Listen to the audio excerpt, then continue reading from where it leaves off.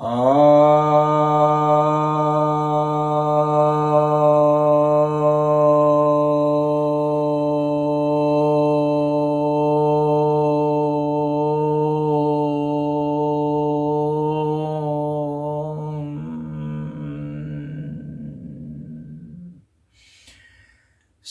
भक्तजनों को सप्रेम नमन।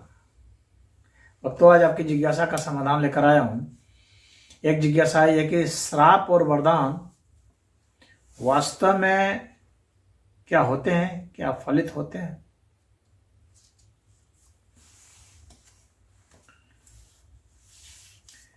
देखिए, शास्त्रों में जो श्राप और वरदान की बात की गई है, तो उसमें आप देखेंगे कि कुछ अतिरंजित बातें आपको मिलेंगी। जैसे श्राप से किसी ने किसी को भस्म कर दिया, श्राप से किसी ने किसी को सांप बना दिया, मगरमच्छ बना दिया, पेड़ बना दिया।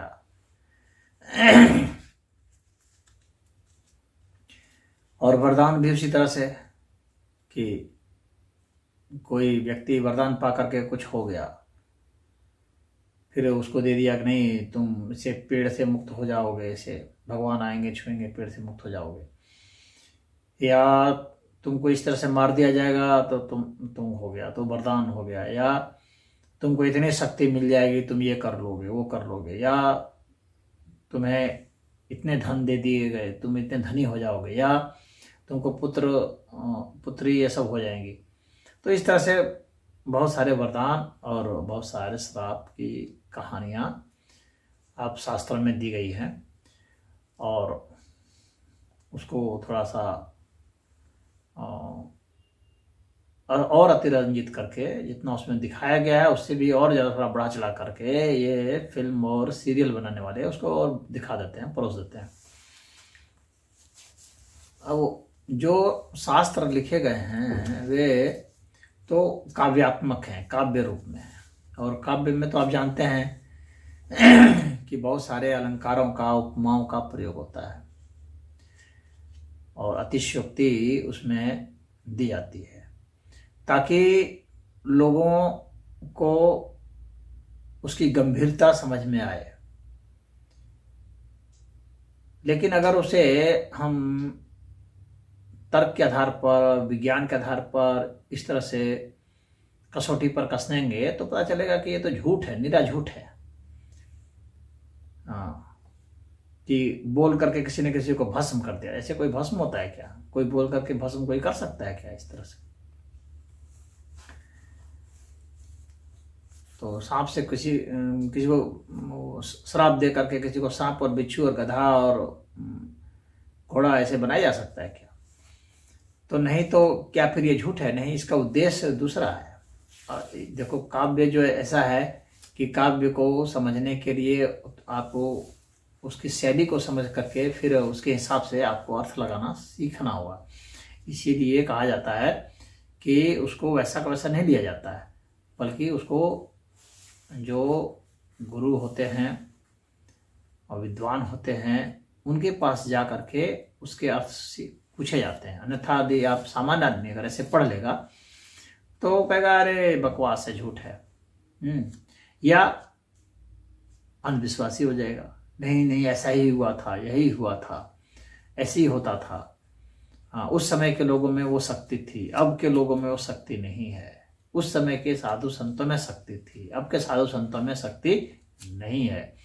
उस समय हमारे ऋषि महर्षि इतने आगे थे, अभी के ऋषि महर्षि कोई नहीं है, सब ढोंगी पाखंडी है, वगैरह वगैरह। इस तरह के दो जो छोर हैं, इन छोरों पर लोग भटकते रहते हैं। जब न्याय से कोई भटक जाता है और आध्यात्मिक मार्ग, धार्मिक मार्ग से भटक जाता है, आसुरी प्रवृत्ति को अपना लेता है, और उस प्रवृत्ति को अपना करके, तामसी राशि प्रवृत्ति को अपना करके वह जो है जुल्म सितम ढाता है, बहुतों को सताता है। तो आप किसी को भी सताएंगे, किसी को मारेंगे, पीटेंगे, तो जाहिर सी बात है कि जिसको भी आप सता रहे हैं उसके भीतर से आपके प्रति तो अच्छे अच्छे भाव तो विचार तो आएंगे नहीं, वो तो कोसेंगे ही, वे गालियां देंगे, नहीं दे सकते हैं बोल करके आपके डर से, तो मन ही मन तो दे ही सकते हैं। तो मन की जो तरंगें होती है वे बहुत सूक्ष्म होती हैं, उसका इफेक्ट और ज्यादा होता है और उसका प्रभाव बहुत दीर्घ भी होता है, खाली ज्यादा ही नहीं होता बल्कि बहुत लंबा भी होता है, कई जन्मों तक वह पीछा नहीं छोड़ता। तो जो सताए गए हैं लोग, प्रताड़ित किए गए हैं, जिनके ऊपर जुल्म अत्याचार हुए हैं, जिनके साथ अन्याय हुआ है, तो यह जो व्यवस्था है ना, यह न्याय करती है। तो उसके मन से, उसके दिल से जो आह निकली है और जो आपके प्रति बद्दुआ निकली है, जो आपके प्रति बुरी भावनाएं निकली हैं, उसकी तरंगें बहुत सूक्ष्म हैं और वो आपकी तरंगों से लिपट करके आपको बहुत अंधकार में ले जाएंगी, बहुत कष्ट में ले जाएंगी। वे ही श्राप होते हैं, वह नहीं जो सिर्फ मुंह से कह दिया गया हो।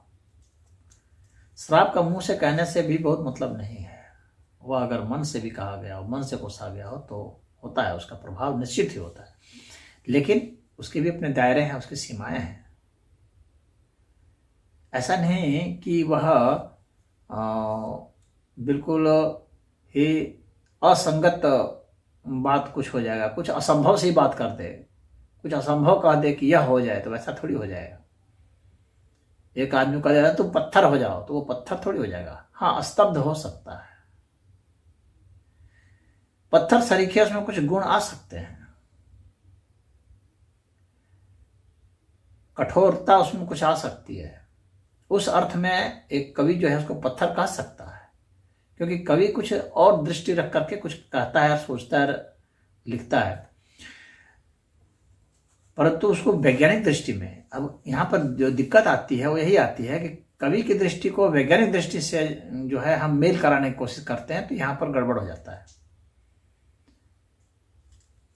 काव्य को हम विज्ञान से इस तरह से मेल कराएंगे तो नहीं मेल बैठेगा, क्योंकि कवि अलग आयाम में जाकर के कविता लिखता है, वैज्ञानिक अलग आयाम में जाकर के उस चीज को समझता है और कहता है।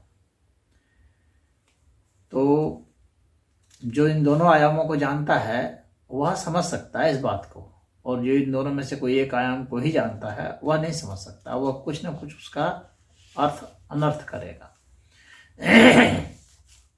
तो श्राप इस तरह से होते हैं और उसका इफेक्ट इस तरह से होता है, लंबे समय तक वो जाता है और उस व्यक्ति के भीतर में, जैसे किसी को श्राप दे दिया तुम रोगी हो जाओ, तुमको कोढ़ हो जाए, हाँ, तुमको अमुक रोग हो जाए, तमुक हो जाए, तुम्हारे बच्चे मर जाएं, फलना ठिकाना, ये सब इस तरह की जो भी बातें हैं। तो इस तरह से कह देने से ही कोई अगर मरने लग जाता तब तो सब लोग कह कह के एक दूसरे को मार देते। ऐसा नहीं है, वह वास्तव में उसके साथ वास्तव में अन्याय हुआ हो और उसके मन से उस तरह की आह निकली हो तो उसका कुछ असर होता है। और अगर वह व्यक्ति वास्तव में सज्जन है तो वह जो है अपनी तरफ से तो किसी के प्रति बुरा सोचता भी नहीं है, अपने बुरा करने वाले का भी बुरा नहीं सोचता है। तो जो ऋषि महर्षि होते हैं वो अपने नहीं सोचते हैं, लेकिन अगर उसके मन में इस तरह की बहुत लंबे समय तक जो है उसने तप किया है और उसके मन से इस तरह की भावना आ गई, अन्याय देखकर आक्रोश आ गया, तो जाहिर सी बात है कि उसका बहुत तगड़ा असर होगा। परंतु वह असंभव असर नहीं होगा, असंगत असर नहीं होगा, परंतु एक मनुष्य जो हो सकता है, अगर उसने जलने का दे दिया तो यह नहीं कि वह उसी समय जल जाएगा, लेकिन अगर उसने सोच दिया कि तुम जल जाओ तो उस समय वो हो सकता है न जले, लेकिन उसमें जलन तो शुरू हो जाएगी, उसके मन में जलन शुरू हो जाएगी, उसके दिल और दिमाग में जलन शुरू हो जाएगी, और हो सकता है कि वास्तविक अग्नि में भी कभी वह जल जाए। ये हो सकता है। मनुष्य जो हो सकता है वह श्राप के कारण हो सकता है, परंतु उस श्राप देने वाले के प्रति कितना अन्याय किया गया है उसकी बात है। यह नहीं कि वह मनमाना किसी को करने लगेगा तो श्राप जो है रिबाउंड भी हो जाएगा। अगर कोई किसी को सताने के उद्देश्य से श्राप देने की कोशिश करेगा तो ऐसा नहीं होता है,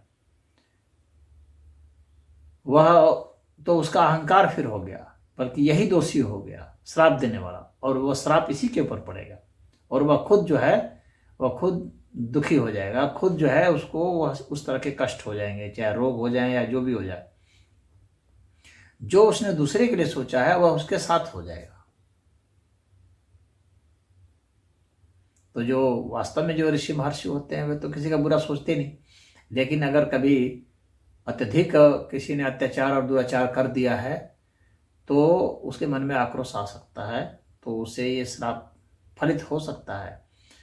हालांकि उसके कारण उसकी बहुत सारी जो तप शक्ति है वो नष्ट होती है और उसको पुनः जो है उसको बहुत ही ज़्यादा लंबे समय तक और बहुत ज़्यादा सघनता के साथ बहुत ज़्यादा तप करना पड़ता है, तब जा करके फिर वहाँ से वो मेंटेन कर पाता है। उसको भी पश्चाताप करना पड़ता है क्योंकि उसने किसी का अनिष्ट किया है, अनिष्ट करने की कोशिश की है। उसी तरह से वरदान है, तो वरदान भी जो है वह भी तभी होता है जब हमने किसी की बहुत सेवा की है। तो जब हम किसी की बहुत सेवा करते हैं, अथक परिश्रम करते हैं, तो जो हमारे चाहने वाले हैं वे तो कहते ही है कि भाई तुम फलो फूलो आगे बढ़ो, तो उनकी जो है सकारात्मक ऊर्जा जो हमारे पीछे पड़ जाती है। कईयों के, हजारों के, लाखों के सहयोग से, उनके आशीर्वाद से ही कोई बहुत आगे बढ़ जाता है और उसके साथ कोई घटना, अच्छी घटना घट जाती है। क्योंकि यहाँ पर कोई भी जो घटना घट रही है, चाहे अच्छी हो या बुरी हो, यह हमारे अकेले से नहीं होती है। तमाम तरह के ये पूरे समाज के जो लोग हैं उनकी क्रिया प्रक्रिया के ये परिणाम होते हैं। तो हम अगर कुछ आगे जाते हैं तो बहुत लोगों के सहयोग से आगे जाते हैं, उनमें कुछ विरोध भी होते हैं, तो नेट एनर्जी जो होती है वो उस तरफ ले जाती है। तो जो हमारा विरोध भी होता है, हमारे साथ कुछ गलत भी होता है, तो जो नेट एनर्जी होती है वो गलत की ओर ले गई तो हम श्रापित हो जाते हैं। तो वास्तव में हमारे अपने कर्म हैं, विचार हैं, भाव हैं, उसके कारण ही तो ऐसा होता है, और अन्यों में जो प्रतिक्रिया हुई उसके कारण नहीं होता है। तो जो वरदान जो दिया जाता है, तो हमने जो बहुत लोगों के साथ बहुत अच्छे काम किए हैं या उनके साथ अच्छे नहीं किए हैं, हम बाकियों के लिए अच्छा कुछ करना चाह रहे हैं और वे भी सोचते हैं कि बाकियों का अच्छा हो तो उसमें भी सहयोग दिए, तो वह उनका वरदान है, वह उनका सहयोग है। अब कोई व्यक्ति बहुत ही पीड़ित अवस्था में है और उसको जो है कुछ हो, किसी ने निष्काम भाव से कुछ किया है, तो उसके मन से तो कुछ अच्छी भावना ही निकलेगी, तो वह फलित होता है। कोई जरूरी नहीं है कि वह वरदान वह उसको बोल करके ही दिया जाए, आशीर्वाद जो है बोल करके ही दिया जाए, कोई जरूरी नहीं होता है। जो दिल से जो निकलती है बात, जो मन से निकला, जो उसके आत्म स्वरूप से जो तरंगे आई, रश्मियाँ आई, उनका प्रभाव पड़ता है और वह फलित होता है।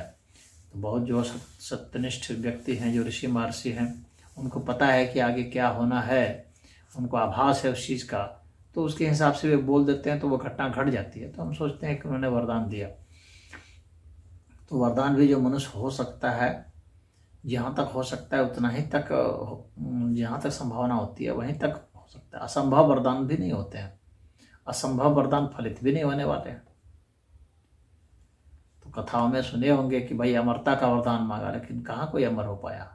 ना वरदान देने वाले ने कभी कहा कि हाँ तुम अमर हो जाओ, सभी ने कुछ ना कुछ शर्तें लगा ही दी और अंततः जो है वो मारा गया। कितना भी शक्तिशाली रहा, मारा गया। तो यह हमें एक सीख देने के लिए है कि असंभव जो है वरदान नहीं फलित होता है, वो होता नहीं है, वो देता भी नहीं है। कोई भी जो इष्ट देवता है वे ऐसा नहीं देते हैं। यानी आपको सिर्फ जो है तर्क संगत ही वरदान मिलेंगे, जो संभव है वे ही वरदान मिलेंगे। और ऐसा नहीं है कि कहीं कोई देवता आकर के ही वरदान देगा तो वरदान तो मनुष्य भी दे सकते हैं, पशु पक्षी भी वरदान देते हैं।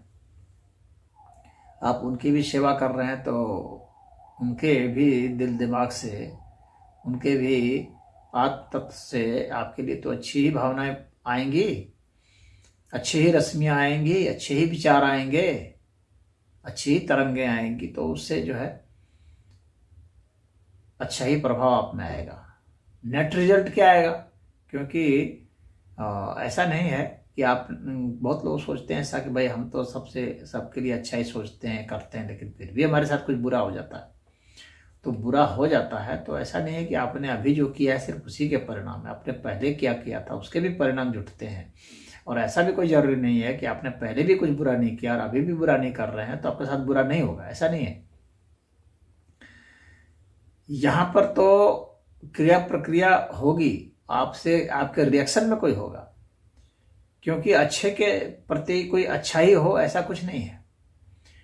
अच्छा और बुरा जो है यह तो जब तक आप समाज में है, संसार में है, तब तक तो आप अच्छे और बुरे द्वंद्वात्मक स्थिति में रहते ही रहते हैं, क्योंकि ये द्वंद्व से ही यह संसार बना है। तो आपके रिएक्शन में कुछ लोग रहेंगे ही रहेंगे, आप कितने भी अच्छे हो जाए, चाहे बुद्ध आए, चाहे महावीर आए, चाहे भगवान कृष्ण आए, चाहे मीरा आई। तो अब मीरा किसी का क्या बिगाड़ रहे थे? कुछ नहीं, फिर भी जहर तो दिया गया ना। तो ऐसा नहीं है कि जो है बुरा कोई नहीं कर सकता आपको, या कोई आपका शत्रु नहीं होगा क्योंकि आप अच्छे हैं, ऐसा नहीं है। क्योंकि जो तामसिक प्रवृत्तियां होती हैं वो सात्विक प्रवृत्तियों वाले के जो है वो एक तरह से शत्रु जैसे ही होते हैं, उनके साथ उस तरह का विरोध भाव वो रखते हैं। अब उनका वो स्वभाव है तो वो ऐसा करेंगे, उसका वो परिणाम पाएंगे, वो एक अलग बात होगी, लेकिन वह जो है आपको भी एक परिणाम दे रहे हैं। अगर वास्तव में आप जो हैं संत हैं तो आप जो है उतना उसका कुछ ऐसा बुरा नहीं सोचेंगे, नहीं करेंगे। बस उसकी बुराई जो है उसको आप या तो लेंगे नहीं, या तो आप हजम कर जाएंगे। उसके द्वारा किया गया अपकार जो है उसको आप झेलते रहेंगे, प्रतिकार नहीं करेंगे, या आप अन्याय का विरोध करेंगे और उसको मुंह तोड़ जवाब देंगे। तो ऐसा रिएक्शन समाज में होता रहा है, होता ही रहेगा। ये सतरज तम गुण के जो हैं आपसी जो है क्रिया प्रक्रियाएं होती रहती हैं। तो ये श्राप और वरदान ये चलते ही रहते हैं। कोई कहेगा तो ही नहीं होता है, नहीं कहेगा तो भी श्राप होता है, तो भी वरदान होता है। तो मुझे उम्मीद है कि आप समझ गए होंगे, और जहाँ तक फलित की बात है इसको भी आप समझ गए होंगे कि कैसे फलित होता है, कहाँ तक फलित हो सकता है। और अलंकारिक उलझनों में बहुत मत फंसिए, उससे एक सबक सीखिए और उसका एक अच्छा जो है तार्किक और युक्ति संगत निष्कर्ष निकालना सीखिए। हरिओम।